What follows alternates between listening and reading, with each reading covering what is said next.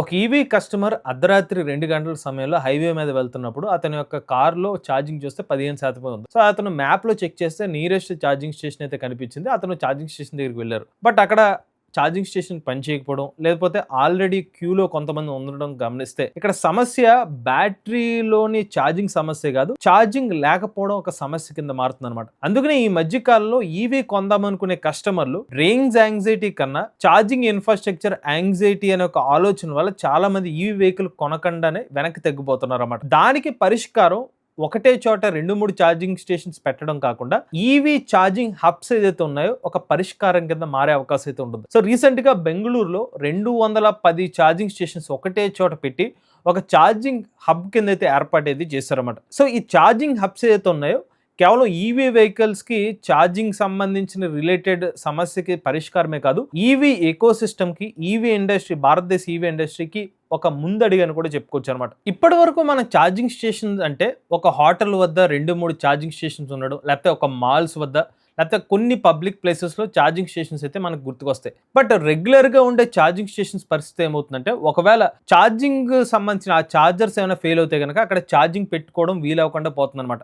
అంతేకాదు ఒకేసారి 2-3 వెహికల్స్ వస్తే ఒకళ్ళ ఛార్జింగ్ పెట్టుకున్నా కూడా మిగిలిన వాళ్ళు క్యూలో ఉండాల్సిన పరిస్థితి ఏర్పడుతుంది అనమాట. ఇలాంటి సమస్యలకి పరిష్కారం ఏదైనా ఉందంటే అది ఈవీ ఛార్జింగ్ హబ్స్ అనమాట. సో దీన్నే ఛార్జింగ్ హబ్స్ అంటారు, కొంతమంది మెగా ఛార్జింగ్ హబ్స్ అని కూడా పిలుస్తారు. సో ఈ ఛార్జింగ్ హబ్స్ వల్ల అడ్వాంటేజ్ ఏంటంటే ఒకటే చోట కొన్నిసార్లు 50 ఛార్జర్స్, లేకపోతే కొన్ని చోట్ల అయితే 100 ఛార్జర్లు, కొన్ని చోట్ల ఇందాక మీకు స్టార్టింగ్ లో చెప్పినట్టు 200 ఛార్జింగ్ స్టేషన్స్ ఒకటే చోట ఉండడం వల్ల ఏంటంటే, సో మీకు ఒకవేళ ఒక ఛార్జర్ ఫెయిల్ అయినా కూడా వేరే ఒక ఛార్జింగ్ స్టేషన్ దగ్గరికి వెళ్ళి అక్కడ ఛార్జింగ్ అయితే పెట్టుకునే వెసులుబాటు అయితే ఉంటుంది. రెండోది క్యూస్ లైన్స్ అనేవి ఉండవు అనమాట. సో బోలెడన్ని ఛార్జింగ్ స్టేషన్స్ ఉంటాయి కాబట్టి ఒక కస్టమర్ ఆల్రెడీ ఒక ఛార్జింగ్ స్టేషన్ యూజ్ చేసుకున్నా ఇంకొక 10 మంది వచ్చినా కూడా ఛార్జింగ్ స్టేషన్స్ అనేవి అక్కడ అందుబాటులో ఉంటాయి అనమాట. అలానే ఈ ఛార్జింగ్ హబ్స్ దగ్గర ఇంకొక ప్రత్యేకత ఏంటంటే, సో జనరల్ గా ఛార్జింగ్ స్టేషన్స్ ని బిల్డ్ చేసినప్పుడు ఒక ఈవీ కార్ ని మాక్సిమం అనుకుంటే ఒక ఈవీ కార్ ని దృష్టిలో పెట్టుకుని ఆ సైజ్ ఆఫ్ పార్కింగ్ స్పేస్ అయితే వీళ్ళు బిల్డ్ చేస్తారు. బట్ ఇక్కడ ఛార్జింగ్ హబ్స్ ఏదైతే ఉంటాయో ఇక్కడ కేవలం ఎలక్ట్రిక్ 3 వీలర్స్ లేకపోతే 4 వీలర్స్ అనే కాకుండా ఈవెన్ కమర్షియల్ ట్రక్స్ కానివ్వండి, ఈవెన్ బస్సెస్ ని కూడా దృష్టిలో పెట్టుకుని అంత పెద్ద పార్కింగ్ ఏరియాతో ఈ ఈవీ ఛార్జింగ్ హబ్స్ అయితే నిర్మిస్తారు అనమాట. ఇక బెంగళూరులోని 210 ఛార్జింగ్ స్టేషన్స్ ఉన్న ఈ హబ్ గురించి మాట్లాడుకుంటే ఇందులో మీకు 80కి పైగా డీసీ ఫాస్ట్ ఛార్జింగ్ స్టేషన్స్ ఉన్నాయి. అలానే 40 ఏసీ ఛార్జింగ్ స్టేషన్స్ అయితే పెట్టడం జరిగింది. దీంతో పాటుగా ఓవరాల్ కెపాసిటీ చూసుకుంటే 4 మెగావాట్ కెపాసిటీతో ఈ ఛార్జింగ్ స్టేషన్ నెట్వర్క్ అయితే ఇక్కడైతే బిల్డ్ చేస్తారన్నమాట. ఈ పర్టికులర్ ఛార్జింగ్ స్టేషన్ హబ్ ఏదైతే ఉందో ఇక్కడ AC charging stations, DC charging stations, electric trucks, electric buses, అలానే ఎలక్ట్రిక్ వ్యాన్స్, డిఫరెంట్ వెహికల్స్ అన్నిటికీ సపోర్ట్ చేసే విధంగా ఛార్జింగ్ స్టేషన్స్ అయితే నిర్మించడం అయితే జరిగిందనమాట. ఓవరాల్ కెపాసిటీ 4 మెగావాట్స్ ఏంటంటే ఒక పెద్ద రెసిడెన్షియల్ ఏరియాకి సరిపోయేంత పవర్ సప్లై, అంత పెద్ద పవర్ సప్లై అయితే ఇక్కడ ఛార్జింగ్ స్టేషన్స్ అన్నిటికి కూడా పవర్ అనేది కంటిన్యూస్ గా సప్లై అయ్యే విధంగా అయితే ఇక్కడ బిల్డ్ చేశారు అనమాట. అలానే ఈ ఛార్జింగ్ స్టేషన్ హబ్ ఏదైతే ఉందో ఇక్కడ పవర్ సప్లై కూడా డిపెండ్స్ ఆన్ ది వెహికల్ ని బట్టి ఆ సప్లై చేంజ్ చేసుకుంటూ ఉంటుంది అనమాట. సో ఇక్కడ 4 మెగావాట్స్ ని కావాలంటే 200 కిలోవాట్ కెపాసిటీ కింద స్ప్లిట్ చేసుకుంటుంది, లేకపోతే కొన్ని వెహికల్స్ కి అంత కెపాసిటీ అవసరం లేదు అనుకోండి, దానికి తగ్గట్టుగా మళ్ళీ కెపాసిటీ అనేది అడ్జస్ట్ చేసుకుంటుంది. లైక్ 75 కిలోవాట్ వరకు మాత్రమే కన్సంప్షన్ తీసుకుంటుంది.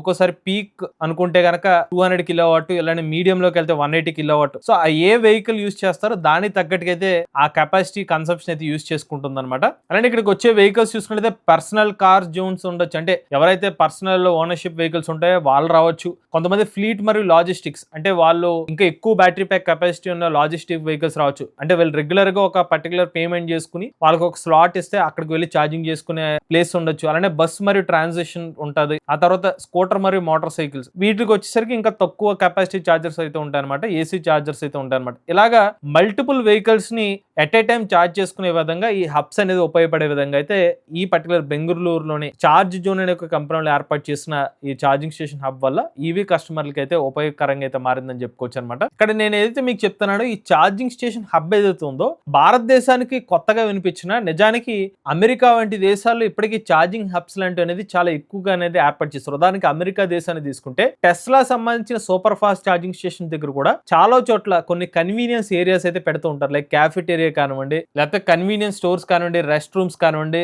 కిడ్స్ ప్లేయింగ్ ఏరియా కానివ్వండి, ఇలా రకరకాల ఫెసిలిటీస్ అనేవి ఛార్జింగ్ స్టేషన్స్ హబ్స్ దగ్గర అయితే అందిస్తూ ఉంటారు అన్నమాట. ఎందుకు ఈ ఛార్జింగ్ స్టేషన్ హబ్స్ దగ్గర ఈ ఫెసిలిటీస్ అడిషనల్ గా ఉంటాయంటే, సాధారణంగా ఒక ఛార్జింగ్ స్టేషన్ దగ్గర ఒక ఎలక్ట్రిక్ కార్ ఛార్జ్ చేయడానికి యావరేజెస్ చూసుకునేది 20 నుంచి 40 నిమిషాలు, కొన్నిసార్లు 20 నుంచి 1 గంట సమయం కూడా పడుతుంది అనమాట. ఈ గంట సమయం కస్టమర్లు అక్కడ వెయిట్ చేసాము, టైం వేస్ట్ అవుతుందనే తెలియకుండా ఉండడం కోసం ఈ ఫెసిలిటీస్ ఏర్పాటు చేయడం వల్ల ఏంటంటే తెలియకుండా టైం గడిచిపోతుంది, వాళ్ళకు కూడా కొంచెం క్వాలిటీ ఆఫ్ టైం అక్కడ స్పెండ్ చేస్తున్న భావన కలుగుతుంది. కాబట్టి చాలా వరకు ఈవీ వెహికల్ కంపెనీస్ అక్కడ ఛార్జింగ్ స్టేషన్ హబ్స్ లాంటివి అయితే ఏర్పాటు చేస్తాయి. ఈవెన్ అమెరికానే కాదు, ఈవెన్ యూరోప్ లో కూడా అలాంటి ఛార్జింగ్ స్టేషన్ హబ్స్ అనేది యూకే దేశాల్లో కానివ్వండి, ఇతర కొన్ని దేశాల్లో కూడా ఇలా ఛార్జింగ్ స్టేషన్ హబ్స్ అనేవి ఆల్రెడీ ఇన్స్టాల్ చేయడం అయితే జరిగిందనమాట.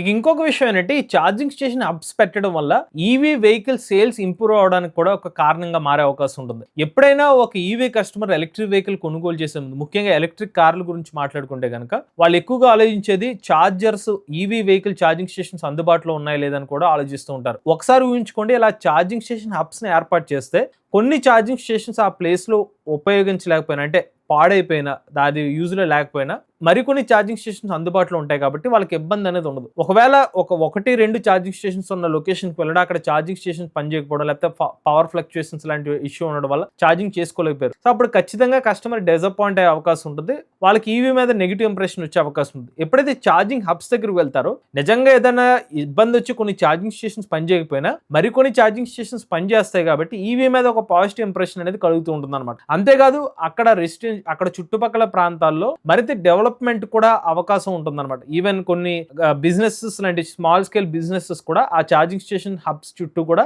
నెలకొల్పే అవకాశం కూడా ఉంటుంది అనమాట. సో ఇలాంటి కొన్ని బెనిఫిట్స్ కూడా ఈ ఛార్జింగ్ స్టేషన్ హబ్స్ వల్ల అయితే లభిస్తుంది అనమాట. ఇక భారతదేశ విషయానికి వస్తే, ఇండియాలో కొన్ని లొకేషన్లు ఇలాంటి ఛార్జింగ్ స్టేషన్ హబ్స్ ఏర్పాటు చేస్తే గనక కస్టమర్స్ కి బెనిఫిట్ ఉంటుంది, అలానే ఈవీ కంపెనీస్ కూడా బెనిఫిట్ గా మారే అవకాశం ఉంది. దానికి ఢిల్లీ జైపూర్ రూట్ అనమాట చాలా మెగా హబ్ అని చెప్పుకోవచ్చు అనమాట. చాలా ఎక్కువగా ట్రాఫిక్ అనేది రూట్లో అయితే వెళ్తుంటుంది. Next Mumbai Pune expressway, ఇక్కడ కూడా చాలా ఎక్కువ మంది వీక్లీ కమ్యూటర్ ఫ్లో అనేది చాలా ఎక్కువ అయితే ఉంటుంది అనమాట. నెక్స్ట్ హైదరాబాద్ బెంగళూరు హైవే, ఇక్కడ కూడా మీకు ఎక్కువ మంది ట్రావెల్ చేస్తూ ఉంటారు. అలానే చెన్నై బెంగళూరు కారిడార్, అలానే ఎయిర్పోర్ట్స్ మరియు ట్రావెల్ ప్లాజాస్, అలానే metro, IT parks and hubs, అలానే లాజిస్టిక్స్ అండ్ కార్గో పార్క్స్, వీళ్ళు ఏర్పాటు చేసే లొకేషన్స్ ఏదైతే ఉంటాయో కొన్ని సిటీస్ ని కనెక్ట్ చేసే ఏరియాస్. ఎందుకంటే ఈవీ కార్ లో యావరేజ్ గా ఒక 250 నుంచి 300 కిలోమీటర్ రేంజ్ అనుకోండి, ఖచ్చితంగా ఒక 200 కిలోమీటర్స్ లేకపోతే 150 కిలోమీటర్స్ రీచ్ అయిన తర్వాత వాళ్ళు మళ్ళీ ఛార్జింగ్ పెట్టుకుందాం అని ఆలోచిస్తూ ఉంటారు అనమాట. ఆ పర్టికులర్ లొకేషన్ ఇన్ కేసు ఒక సిటీ నుంచి ఇంకొక సిటీ బార్డర్ ప్లేస్ ఉన్నాం అనుకోండి,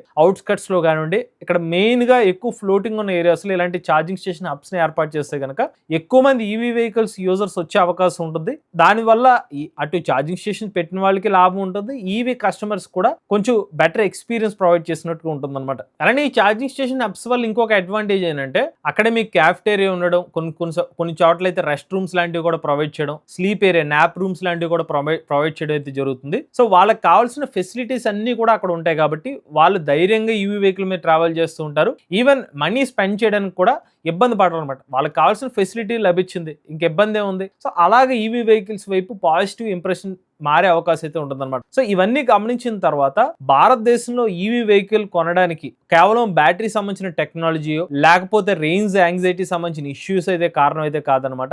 ఈవీ వెహికల్ కి వెనకడుగు వేయడానికి కొన్ని కారణాల గురించి మాట్లాడుకుంటే, అందులో మనకి ఛార్జింగ్ స్టేషన్ ఇన్ఫ్రాస్ట్రక్చర్ కూడా బలంగా అయితే కనిపిస్తుంది అనమాట. సో ఎప్పుడైతే ఛార్జింగ్ స్టేషన్ ఇన్ఫ్రాస్ట్రక్చర్ ఎప్పుడైతే బలంగా కనిపిస్తుందో, అప్పుడు ఈవీ వెహికల్ కొందామనుకుని యూజర్ల సంఖ్య అయితే పెరుగుతూ వస్తుంది. అలాంటివే మనకి బెంగళూరులోని ఈవీ ఛార్జింగ్ హబ్స్ లాంటి ఒక ఉదాహరణ అనమాట. సో ఇండియాలో మనకి 2026 సంవత్సరంలో కొన్ని లిమిటెడ్ ఏరియాస్ లో మాత్రమే ఇలాగ బెంగళూరులోని ఛార్జింగ్ హబ్స్ లాంటివి కనిపిస్తూ ఉంటాయి అనమాట. సో అవి మరికొన్ని ఎక్కువగా పెరుగుతూ వెళ్తాయి. అట్లీస్ట్ మెయిన్ గా జనాలు ఎక్కువగా ట్రావెల్ చేసే ఏరియాస్ లో ఛార్జింగ్ స్టేషన్ హబ్స్ కనుక పెరిగితే కనుక ఈవీ ఎకోసిస్టమ్ స్ట్రాంగ్ చేయడానికి కూడా ఇది ఉపయోగపడుతుంది అనమాట. అలానే ఈ ఛార్జింగ్ స్టేషన్ హబ్స్ ఏదైతే ఉంటాయో, హైవేస్ మీద కానివ్వండి, మెయిన్ సిటీస్ దగ్గర కానివ్వండి, ఎయిర్పోర్ట్స్ దగ్గర కానివ్వండి, ఇలాంటి ఛార్జింగ్ స్టేషన్ హబ్స్ పెడితే ఏమవుతుందంటే ఈవీ వెహికల్స్ యొక్క కాన్ఫిడెన్స్ అయితే పెరుగుతుంది అనమాట. ఎందుకంటే భవిష్యత్తులో ఈవీ ఇండస్ట్రీని ముందుకు నడిపేది ఈవీ సేల్స్ లేకపోతే బ్యాటరీ టెక్నాలజీ అయితే కాదనమాట, ఛార్జింగ్ స్టేషన్ హబ్స్ అనేది మనం బలంగా చెప్పుకోవచ్చు అనమాట. ఈ ఛార్జింగ్ స్టేషన్ స్టేషన్ హబ్స్ వల్ల వందలాది ఈవీ కస్టమర్లకి కాన్ఫిడెన్స్ కూడా మెరుగయ్యే అవకాశం అయితే ఉంటుంది. ఇవి భారతదేశంలో ఛార్జింగ్ స్టేషన్ హబ్స్ సంబంధించిన కంప్లీట్ డీటెయిల్స్ అండి. మీరు కూడా ఎలక్ట్రిక్ వెహికల్ ఉపయోగిస్తుంది, మీ ఓనర్షిప్ మాతో షేర్ అవుతుంది. స్క్రీన్ పై కనిపించే నెంబర్కి వాట్సాప్ చేయండి అండ్ డిస్క్రిప్షన్ ఫామ్ ఫిల్ చేయండి. ఈ వీడియో కానీ మీరు నచ్చితే ఈవీ కుర్రాడు ఛానల్ సబ్స్క్రైబ్ చేసుకోండి. లేటెస్ట్ అప్డేట్స్ కోసం ఈవీ కుర్రాడు live channel, automobile MBS auto Telugu channel, ఏ గన్ కోసం ఏ తెలుగు ఛానల్ సబ్స్క్రైబ్ చేసుకోండి. Charge nature drive future.